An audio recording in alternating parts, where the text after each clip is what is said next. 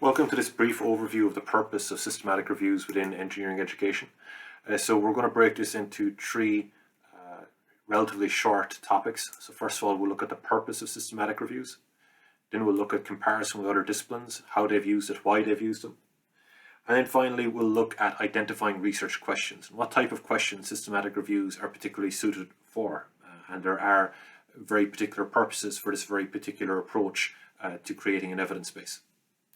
Now, it's worth mentioning that a lot of what is drawn from here today is taken from a paper written by Borrego, 2014, Systematic Literature Reviews in Engineering Education and Other Developing Interdisciplinary Fields.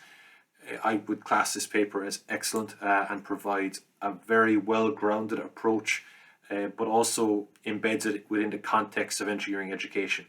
I found that the text was extremely relevant to a practitioner who has often struggled to engage with the more advanced elements of social science, but really wants to find something that is suitable and applicable for deployment within engineering education. So with that said, let's take a look at systematic reviews have been used and are being used in other disciplines. So here we'll see an example of a couple of related fields or disciplines. At the very top here, you'll see the following solid line indicates the use of systematic reviews in psychology. Now you'll find that in psychology, and again this data is not as recent, but these trends continue. You can see that their use of systematic reviews started increasing rapidly in the mid-90s. You can actually see a similar trend in education, and that reflects the more diverse nature of these two disciplines. Both education and psychology, they both use a wide variety of methods, a wide variety of measures when they're trying to gauge what works and also how well it works. So again, those two questions we'll look at in terms of their difference later on. But the relationship here between education and psychology, again, is in the widely varying methodologies and the widely varying measures that they tend to use, and then using systematic reviews as a response to that to try to get some clarity in terms of an overall view of how well a particular approach is doing, or an overall view of a particular topic within that area. And then you'll see in more, I suppose, empirical and more aligned or less diverse fields, such as engineering. So you'll see engineering here down at 225. That is using systematic reviews in a more, again, we could call it aligned field. And what I mean by that is in engineering, let's say if you're looking at the tensile strength of a new aluminium alloy, it is quite straightforward to find a particular type of test that was done before, to find a particular type of testing standards, reporting standards, data analysis steps. These are all relatively high agreement within traditional engineering and research. And that, I suppose, is a key difference here. Systematic reviews are particularly useful when there's a lack of coherence in terms of an answer to a particular topic. They help to get an overview of what can often be very diverse research practices and research outcomes to give us a more, let's say, distilled view of a particular question. Now, right down the bottom of this, you will see engineering and education. So you can see here at 25 up to 2012. Now this has increased since 2012, but it is still considerably below, let's say, even when controlling for overall publications, considerably lower than what is seen in other, let's say, disparate fields.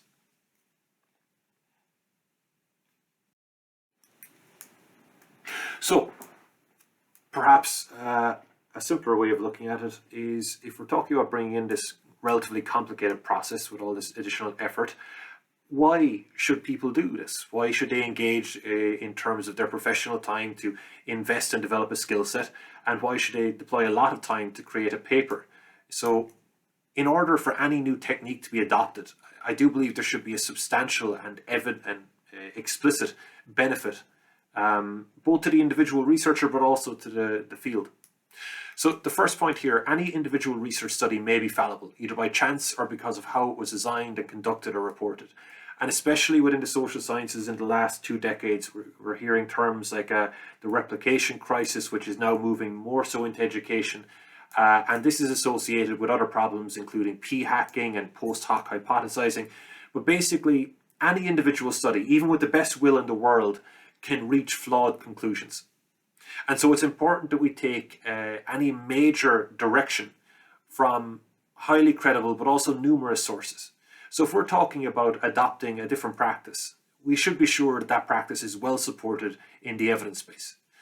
Now, while it is also possible to engage in experimental techniques, that's really a different topic. What we're doing here is trying to create an evidence base where somebody who's not interested in actually generating evidence can go and engage with a series of studies in the form of a systematic review which synthesizes those in an accessible format so that they can say, okay, I want to use peer-based assessment in my module. What's the state of play with this particular topic? Now, again, individual studies are subject to their own biases and limitations, but if we have a systematic review that presents 20 of these that are also evaluated in terms of their quality, trustworthiness, data transparency, it provides a fantastic starting ground for somebody who wishes to adopt that particular technique into their practice. Now, the second point, any individual study may have limited relevance because of its scope and context. And again, here we're talking about engineering education, which is, I believe, quite unique in many of its aspects. So what do I mean by that? Well, I don't think that certain educational techniques, certain pedagogies that may work very well, let's say in English Lit, will work very well in engineering education. That's the premise of us as engineering educators. We have essentially decided that there are specific values and skills and knowledge bases that we see as relatively unique to engineers. And that in order to achieve these outcomes, we have to engage in relatively unique practices, or at least have an evidence base that is particularly focused on our own discipline. So any general study, and again, I'll go back to my example on peer-based assessment, may not be useful to an engineering educator. What would be very useful to an engineering educator are multiple studies examining the impacts and value of peer-based assessment that have been conducted within the area of engineering education, or perhaps even within STEM education if we're saying that these are reasonably aligned, as we have generally grouped them because of their various philosophical and professional values. On to point 3.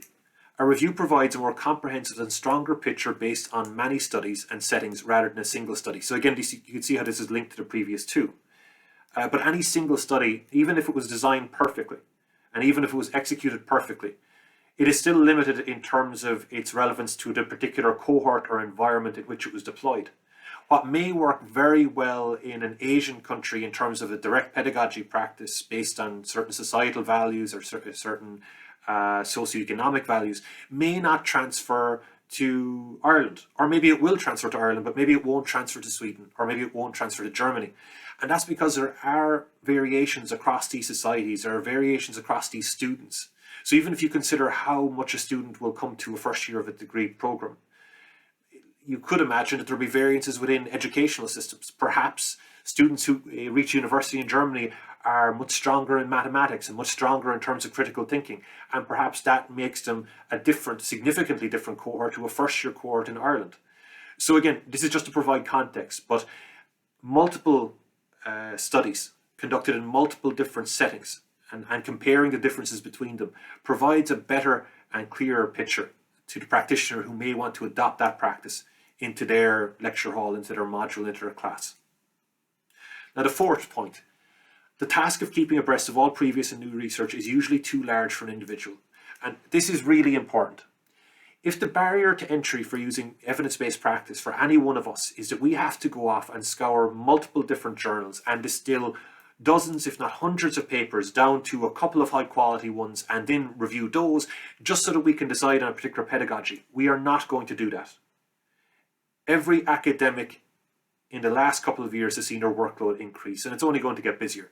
We need to lower the barrier for entry. We need to provide, in a very accessible manner, high quality evidence so that somebody who is more concerned with what's going on in their classroom and meeting the needs of their module or their program can easily adopt new practices, or at least more easily adopt new practices. from a trustworthy source. Point 5. Findings from a review provide a context for interpreting the results of a new primary study.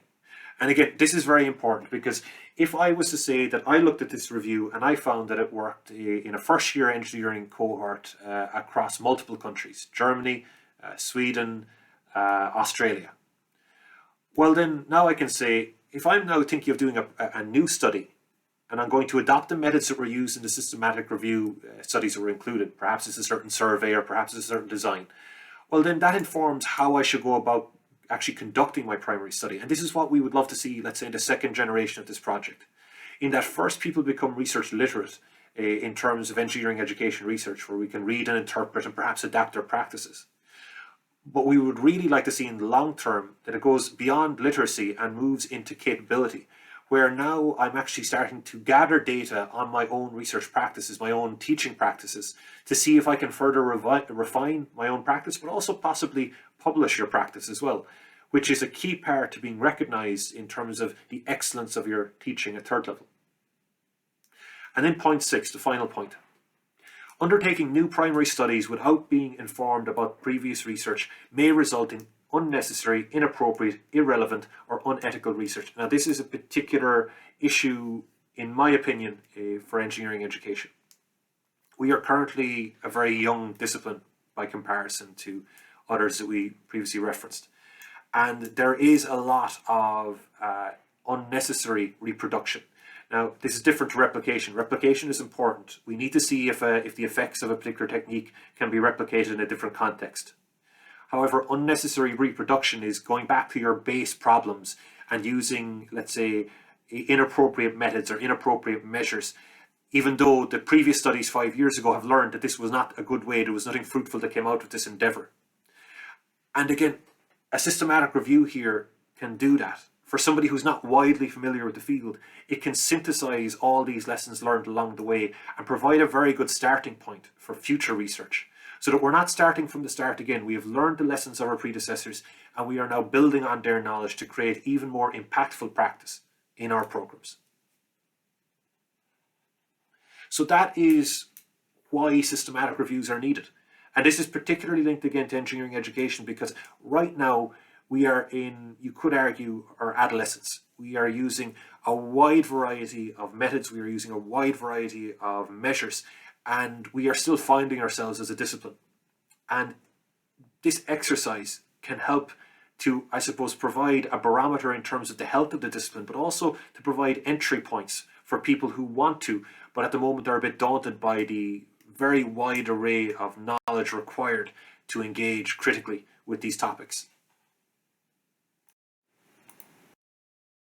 So in the previous slide, we had a look at the 6 main reasons for why to use systematic reviews from a paper by Goff 2017. But there are some additional kind of points that are perhaps less relevant to engineering education. But at the same time, the papers on which they're based, I think, provide an excellent foundation in terms of this approach. So one, as raised by Wankett and Jessic and Borrego in 2011 and 2004 respectively, outlines the reviewing of the historical development. So these are rare in engineering, as a discipline is relatively young, and reviews typically encompass entire history. So there isn't much point in doing a historical review when the number of papers and the relative frequency of these studies is relatively low. But that should inform us in terms of how we perform a systematic review now. So while it might not be worth looking back in depth, let's say beyond 15 to 20 years, it is worth considering how these systematic reviews that we do this year and next year could be used in order to review progress in 10 to 20 years' time. And that's again one of the reasons why I suggest a PRISMA standard. So typically, as a discipline matures, you'll find more direct empirical studies, a narrowing of the methods and data reported, and this helps in terms of assessing progress. So in that team, we need to be aware of what we report now and the systematic approach that we take now, and how it could be used as a barometer for the state of the discipline as it stands right now. And to be aware that this could be used in terms of reproduction or in terms of reevaluation in 10 to 20 years' time.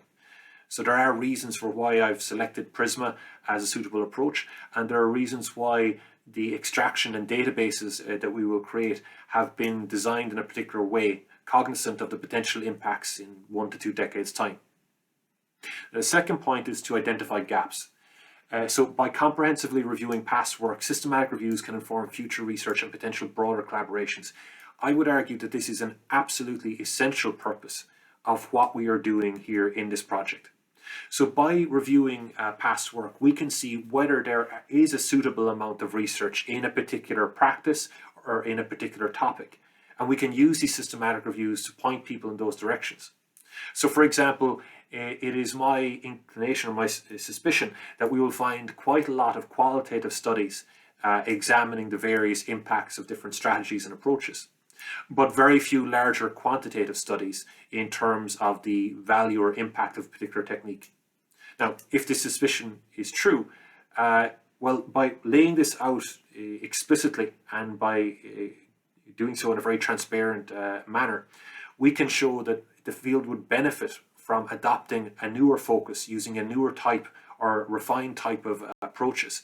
And this in turn could influence the development of the field over the course of the next decade or so. So, steps in completing a systematic review. Now that we've listed various reasons why I believe it is important, we need to look at the mechanism in terms of how we actually get this quite large endeavour done. So the first is a scoping review to estimate number of eligible studies and to access to data. And then Pettigrew and Roberts will provide you with guidance in their paper. All links to these papers will be provided at the end. Now, a scoping review is a relatively simple and less formal endeavour. There are ways to make it quite complex and quite thorough, but really for the purpose of our current project, a scoping review is taking a look at typical journals, taking a look at typical databases, and trying to establish, is there enough research there to do a systematic review on this topic? And in some instances you will find there is not, and we will have to either adjust our inclusion criteria, adjust our databases, or perhaps adjust even our topic. So there's a couple of possibilities there. One possibility would be, for example, and I'll stick with my example of peer-based assessment as a pedagogical approach. If I found that there was not enough studies in that particular topic within engineering education, I could broaden my search to include anything within STEM, so science, technology, engineering, and mathematics. The basis for that decision would be, well, first of all, there aren't enough within engineering only, so I need to broaden it. And secondly, I would still be quite confident that philosophically and professionally, science, technology, engineering, and mathematics, they have a lot of common values, a lot of common purposes or perspectives on the world, the nature of knowledge, and everything that goes with that. Now, some people would say that it loses some value in going outside of the immediate discipline, and that could be argued to be true. But like everything we do in terms of research, there are pros and cons to our decisions. The important thing is that we have a rationale, a solid rationale for any alterations or decisions we make as we go through this process, and that everything is recorded and reported clearly so that people can evaluate our outcomes based on our decisions. Now, the second point, defining scope and research questions. So once we have a reasonable idea of the topic we want to look at, we have to define the scope, and that's linked to the previous point. What databases are we going to look at? What inclusion criteria? So inclusion criteria, that will be on the next point, but in terms of scope, beyond the topic, are we only concerning ourselves with, let's say, university engineering programs? And then the research question. So the research question or questions can really influence the type of study as well that you select. So for example, one type of commonly used systematic reviewer, what are the major factors in? So perhaps you're looking at first year performance in engineering programs. What are the major factors impacting, let's say, completion rates or retention? Well, you might find that motivation it shows up in quite a few papers. You might find that socioeconomic factors or gender or multiple others. So those are what impacts this particular outcome. A more refined and more, let's say, sharpened review might be focused on how well a particular strategy or how much a particular strategy improves outcomes. Now, to do the how well or how much outcome measure, you really have to have a considerable body of papers that report correlations or effect sizes, very clear quantitative outcomes. And again, these will be influenced by your scoping review. Now, the third point is when you have a more refined idea of what types of studies you're going to look at, what types of cohorts you're going to look at, and what type of research question you're going to look at, you need to formalize inclusion and exclusion criteria. So, for example, for my inclusion criteria, I may want to use only studies that were conducted in a university level population. So I'm only interested in a university level population. Or perhaps you want to be even more discriminant in terms of the inclusion. Maybe you're only interested in first year of a university engineering education program. And perhaps for the exclusion criteria, you then want to only consider studies that report, let's say, a quantitative outcome, either in the form of a correlation or an effect size. Now again, look, these are loose interpretations. I'm only trying to provide examples. This shouldn't dictate your process. And we can work through each one of these steps in more detail. It should be worth noting as well on the Prisma website and through the links it will provide at the end, you will find explicit guidance on each one of these steps, how to conduct them, how to report them. For step 4, we're looking at creating a protocol. Now, a protocol is, as we discussed previously, it's essentially your plan for how you're going to conduct your systematic review. And this stops any kind of, let's say, late rationalizing or late hypothesizing, where we get in loads of studies and we find that there's no clear answer and then we change our focus, so post hoc hypothesizing or changes in terms of practice. So by creating a protocol, we're formalizing our entire plan. And then we're going to register that on a public server so that we can refer back to it at a later date saying, before we gathered and analyzed data, this was our explicit plan and here's how we followed it. Now, if necessary, you can deviate from the protocol. You just have to record any deviations and again, update the protocol to reflect any deviations from the initial plan. This is a quite technical element, but there is a very good rationale for it, and I'm happy to discuss that further. Step 5, in terms of data extraction. Now, data extraction can be quite simple if it's designed well, and can be immensely frustrating if you are, let's say, making some errors in the area. And what I mean by that is that, and I speak from personal experience here, you want to be very clear in terms of what data you want to extract in your data extraction phase. So, for example, let's say you forgot to extract sample sizes, and you found later on that sample sizes were really necessary if you were to be able to evaluate the quality of each of these studies. Well, then you'd have to go back over each one of your included studies and extract again, so it becomes very painful. What is better to do is be very, very strategic and very comprehensive in evaluating what data you need to extract, laying out your database carefully, reviewing that with a peer or a critical friend, and then slowly but methodically going through each paper and extracting all necessary data. Some papers are very easy for this, depending on the reporting structures. Some are more complicated, and unfortunately there's no real standards in terms of reporting data at the moment. However, as various initiatives gain traction, you'll find in 5 to 6 years, I imagine this issue will be dealt with to a large extent. Point 6, critique and appraisal. Now, I'm suggesting we use what's called the GRADE, G-R-A-D-E approach for this. But it's important that if we're reporting on conclusions drawn from a collection of studies, that we actually critique the quality of these studies. Perhaps from a quantitative perspective, they're dealing with very small sample sizes, which is problematic in terms of statistical power and should, again, temper any conclusions we draw from it. We should appraise as well to provide clear details in terms of how sound, how trustworthy we consider these studies to be, so that the reader of our systematic review, when they see that our conclusions at the end of it are such and such, they can go back and see, okay, what are they basing that on? How sound do they think the evidence base is when they were suggesting we do the following? And synthesis.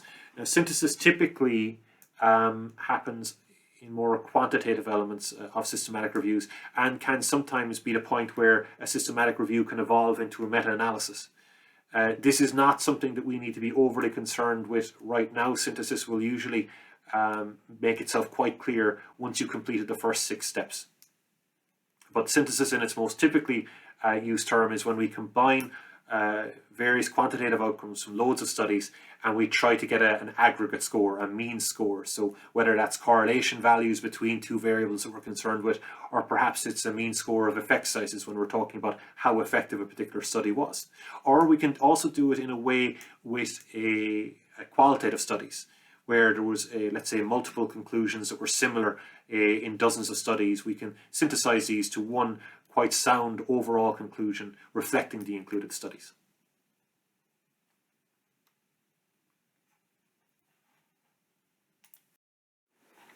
So as previously stated, the second step, defining scope and research questions. In order to help people think about these particular topics or to structure your thoughts, the suggested approach is PICO. Borrego and Foster in their 2014 paper outline how this may look in an engineering education context, but it actually has been developed for more the health and clinical side. So this focuses on essentially a population intervention comparison outcome. So the population, which populations are we interested in? How can they best be described? Do any subgroups need to be considered?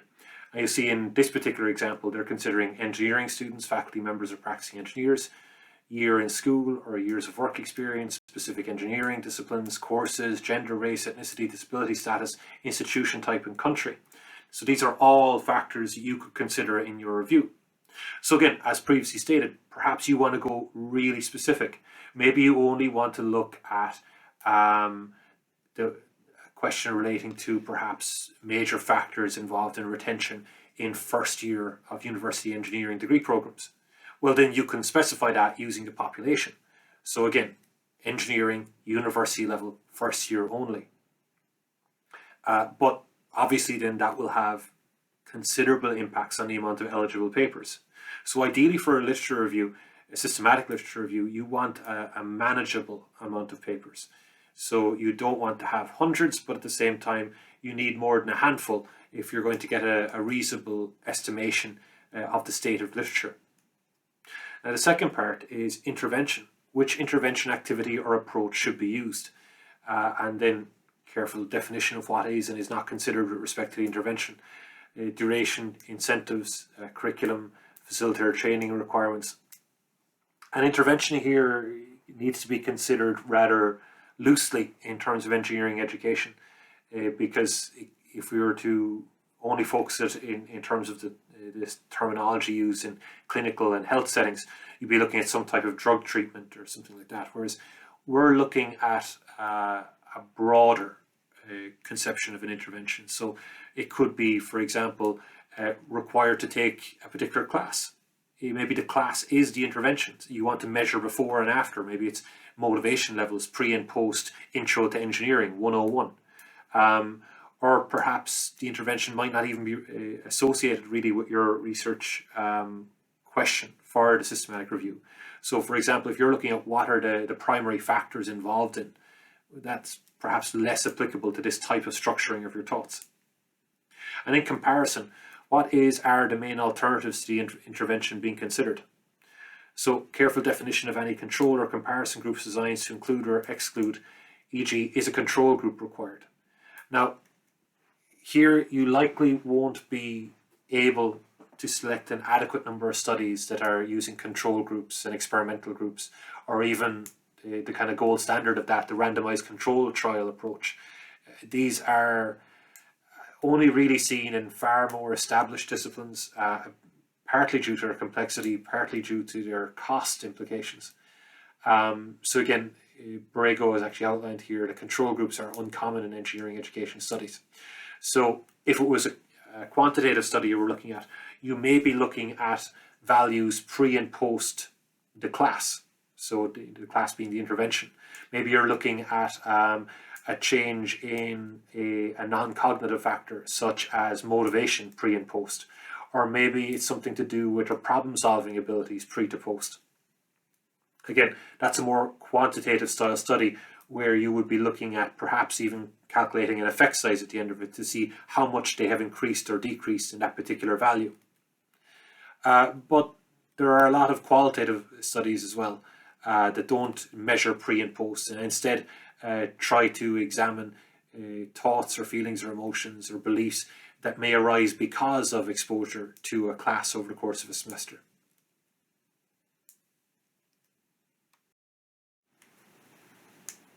Now, and here we have the big kind of, I would say, the two main groupings of the types of systematic reviews we commonly see, or definitely the ones that are applicable to engineering education. And that is, one type is typically focusing on what works, and the other is focusing on what matters. Now, the satisfying answers we tend to seek are often the, just tell me what works. But unfortunately, those questions require a certain quality of evidence underneath them to be able to answer them with any reasonable certainty. So that what matters should also be considered. So we see here in table 2, we have examples of systematic review questions for effectiveness and qualitative reviews. So effectiveness: which active learning pedagogies have been shown to increase conceptual understanding in engineering science courses? So that's the what works example.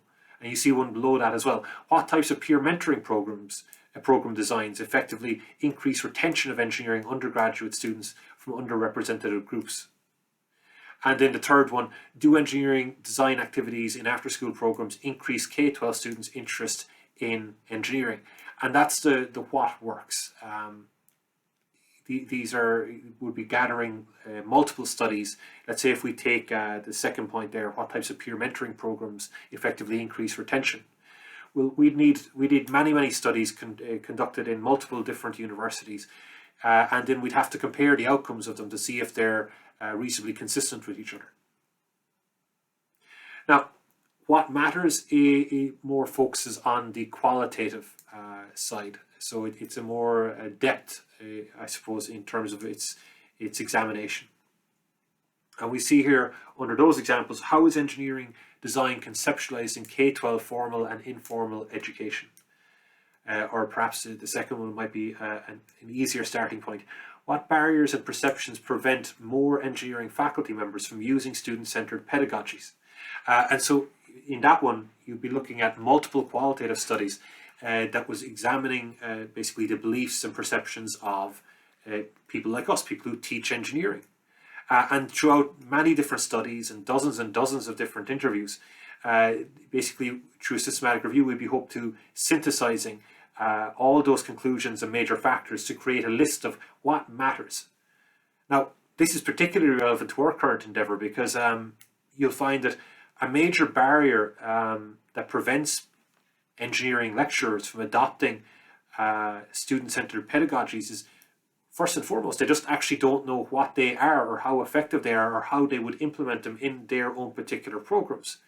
And that is understandable because they're coming from an engineering background. They have no formal education within these types of systems, within pedagogy, within educational theory. And so, again, it's a qualitative example.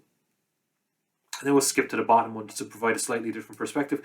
How do students decide to persist or switch out of engineering during their first year of college? So again, this now would be perhaps consider one individual study where they would interview people who decided to drop out or perhaps were at risk of dropping out, and also interviewing people who may have failed an exam but decided to persist with their studies. And they would have at the end of the individual study multiple factors, or what matters kind of. So what mattered? Well, perhaps they found that actual financial support was a major issue, or perhaps they found social supports were a major issue. Now, we take that one study and we group it with perhaps a dozen other studies, and we see if there's consistencies across all of those. And that's the synthesis. The last step is when we report back to a reader.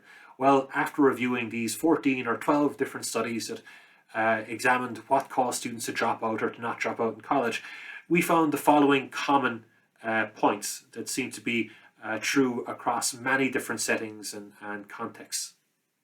So that's your major difference. The what works, that often again tends to be a bit more quantitative. We're often in the what works camp, we're looking for improvement scores or some type of comparable metric.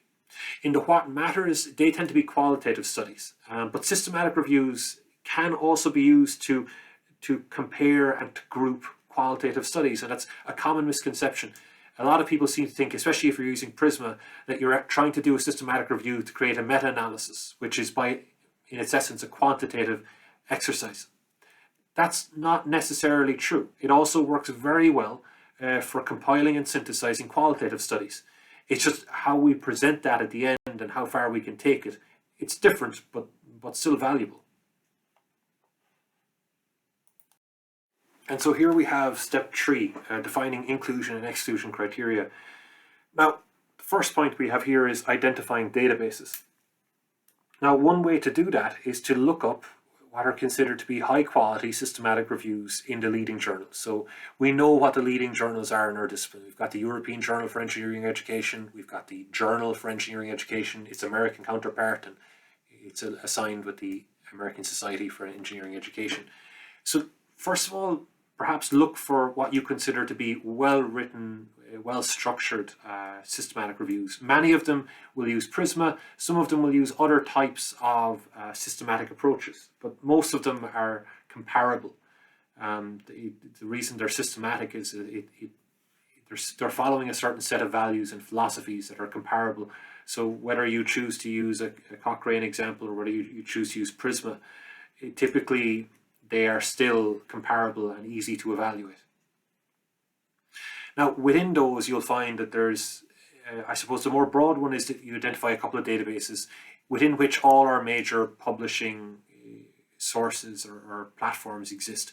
Now, one of those would be ERIC, a broader one would be EBSCO. So if you were to include one or both of those, that would be arguably sufficient, but you have to be aware of the limitations of your database. ERIC, for example, it is possible that you would find some disciplinary studies associated with STEM that might not be housed within ERIC. And that's fine. The systematic review can't really be all-encompassing. But once again, if we identify a constraint, we have to be critical in terms of how we identify that and transparent in terms of how we selected papers. So first of all is identify your database. And ERIC, again, here is probably your strongest starting point. If you want to go a bit more broad, EBSCO. There are various links online. I would suggest you do a quick review of the landing pages on either of those two databases. They explain their purpose and scope quite well. And the second part of step 3, define search words and logic using and/or functions. Some of these databases have very good search systems. Some of them have very poor search systems.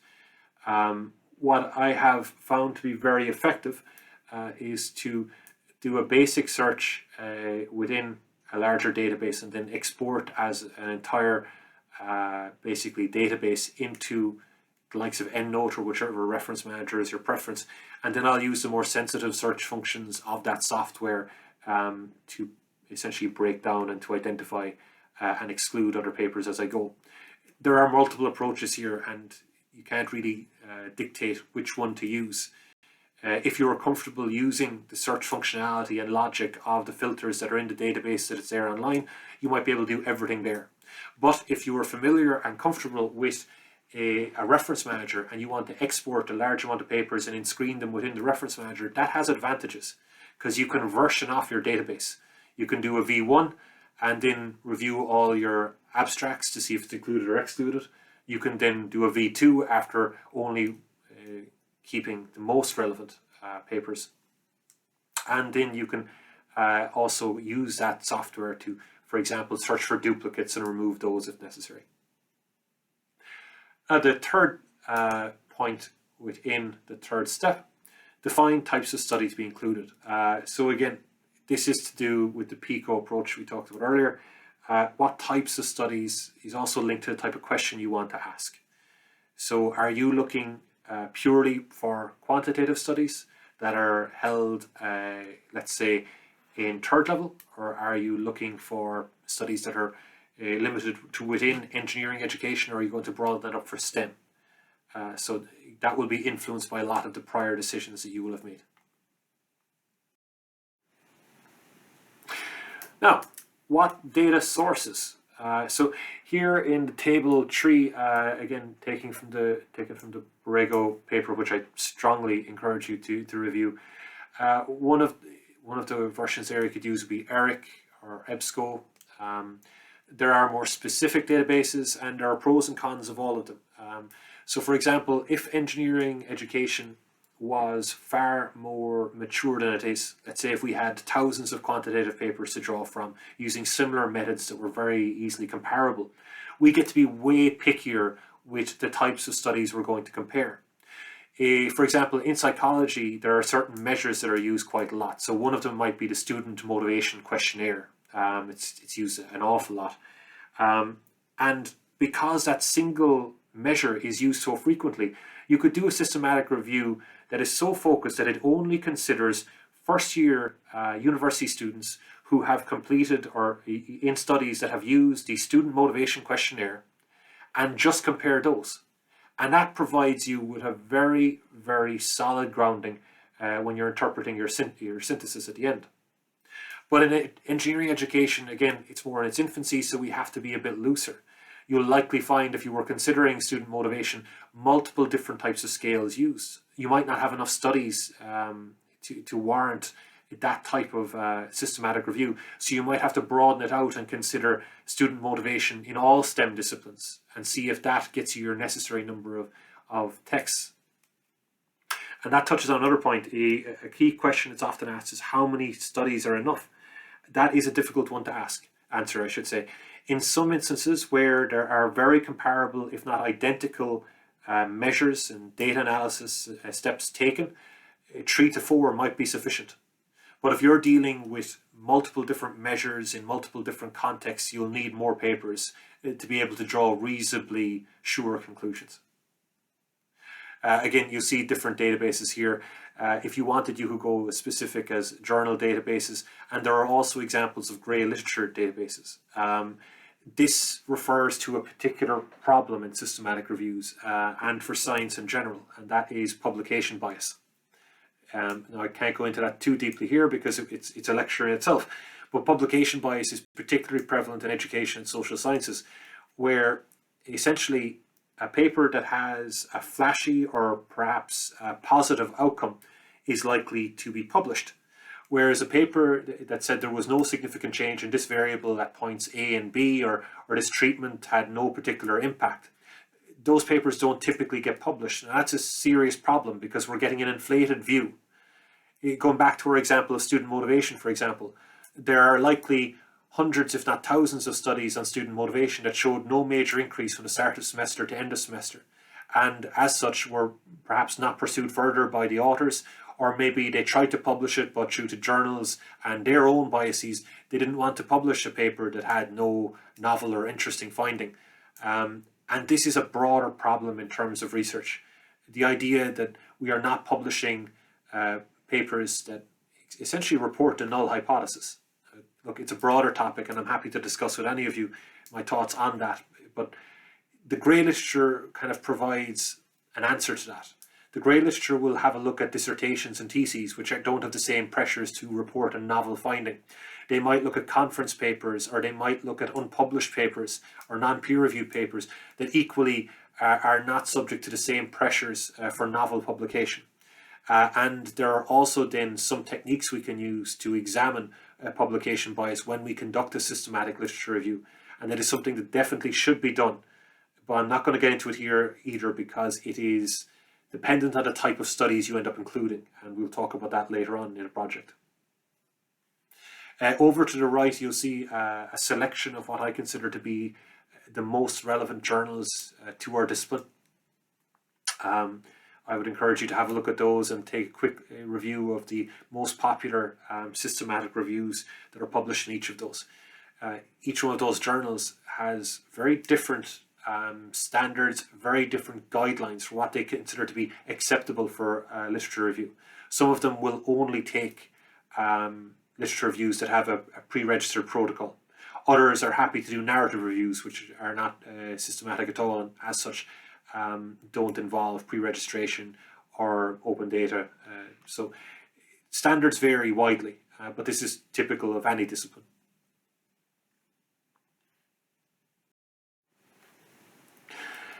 And point 4, creating a protocol. So as we said previously, your protocol is your plan. If you're to build a house, it is your set of drawings that you pin to the wall before you ever start digging out your foundations. So a review protocol clearly defines your review process, reduces bias, it can increase reproducibility and transparency, facilitates pre-registration. And this is important because systematic reviews are profoundly influential. You'll find that they tend to attract citations at an enormous rate compared to typical individual papers. And that means that they can even individually alter how a field evolves and how it delves into new topics and battles new problems. So it's absolutely essential that we do everything we can to reduce our own personal biases, but also that we provide enough details so that they're reproducible and transparent. Now, that increases the trust that we place in a systematic review, but also it allows it not just for it to be reproduced now to test its authenticity, but even 10 years down the line, that we can say, okay, this group with this Erasmus project 10 years ago did the following, and it was really interesting, and it shaped how we approach these particular topics. But 10 years on, we'd like to do exactly what they did to see if our discipline has evolved, has changed, or whether the state of play is as it was. And these are all the benefits associated with a protocol. And it is a relatively simple process. It's also, I would argue, necessary planning for such a large endeavour. Now, so if you want to create a protocol, I would suggest we use the Prisma Systematic Review Protocol. And again, the link is provided there to the Prisma website, which has a guide, but also examples of how to complete one of these, and also a theoretical paper on the need and the rationale and the design process for the same. Here you see a brief excerpt. This is not the full list from the Prisma protocol, and I won't go through it all now, but I would encourage you to review not only this, but also the let's say the expanded documents explaining their development and also their rationale for existence. Again, here we see the last couple of items. You'll notice as well that this stacks up with the Prisma reporting standards. So it's important here to draw a distinction. The Prisma protocol is your plan that you lay out and you pre-register. Here are all the things I'm going to do. But Prisma, in terms of your reporting standards, is how you structure your actual paper before publication. You'll notice a lot of these items and numbers line up. And that's because if you design your protocol correctly, you'll find it essentially is the methodology section of your literature review will already be written. And it also should help you in terms of designing the methodology and collecting data and all the other steps in between. So in this first introduction, we have really only focused on the first, let's say, 4 steps. And that's because these are the steps that are aligned with the point up to where you register your protocol. So these are all the planning stages. We haven't really gotten into the nuts and bolts of data extraction or anything like that. That is a topic for itself and will require an independent guide, which we are currently developing and will be available in the coming months. But sometimes it's quite helpful at the start of one of these types of efforts or studies to consider the common problems or the common pitfalls so that we know how to avoid them. So here we have a list again from the Baumeister and Leary 1997 paper, and it talks about these common problems and how to avoid them. So an inadequate introduction, and again, a lot of these you'll find if you complete the Prisma steps are actually basically addressed. Inadequate coverage of evidence, so including primary study descriptions, methods and specific results, as well as conclusions of the studies. So each one of these major pitfalls we have here on the right hand side a clear recommendation on how to avoid. Now, once again, while you could consult the literature, and I encourage you to do so, there's quite a lot written on the use, the value, how to conduct systematic reviews. But the reason we have selected Prisma here is that it is very much a step-by-step process. And by breaking it down into these steps and by following a protocol, we can avoid the various problems and limitations that are highlighted here. But also from a learning point of view, it is much easier for us to develop our understanding as we go and to be guided and supported for each other as we each go through each step. And that's the general design of the supports that we'll be generating for this program, this research project. It's to first of all, to upskill you as researchers, but also to provide support for you as you go through this publishing practice. And that provides us with a very interesting and useful opportunity, because we want to ultimately expand this to the point where we can support people outside of the core team in doing what we did. And so this initial engagement, if we were to say we should consider it from a metacognitive point of view, your learning experience here and your thoughts about these processes is representative of the user base for this project. So it is definitely worth noting and recording any points of difficulty or confusion you may have, because that can inform the design of the resources and the learning structures that we're going to put in place to support our colleagues in the future as they also delve into the use of systematic reviews to both inform their own practice, but also to help to evolve and generate a database. Once again, I would like to say that this is a relatively shallow introduction to some very, very complex topics. I would definitely encourage you to read the Borrego papers, the 2012 to 2014, and follow the Prisma links that were within this presentation. They will provide much more grounded and much more comprehensive explanations of some of the points that we introduced here. Also, as previously said, if you'd like to note any particular points that you'd like to have addressed in future resources or perhaps meetings, feel free to do so and forward them on to me. I hope this was helpful, and I look forward to discussing the key points and our project as a whole further.